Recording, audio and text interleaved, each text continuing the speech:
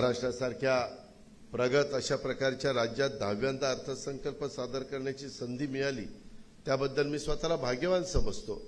त्याबद्दल मी पक्षाला, नेत्यांना, पवार साहेबांना, आपल्या सगळ्यांना मनापासून धन्यवाद देतो, मनापासून आभार मानतो।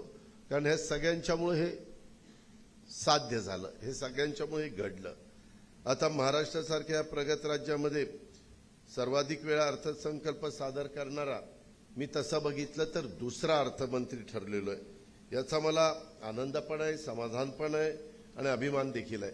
तुम्हाला माहिती करता सांगतो की महाराष्ट्रामध्ये सर्वात जास्त वेळा अर्थसंकल्प सादर करण्याचं काम शेषराव वानखेडे विदर्भातले होते। त्यांनी नंतर वानखेडे स्टेडियम उभं केलं, त्यांना तो बहुमान मिळालेला आहे। त्यांनी 13 वेळेला आपल्या राज्याचा अर्थसंकल्प सादर केला, मी 10 वेळेला केला। त्याच्यानंतर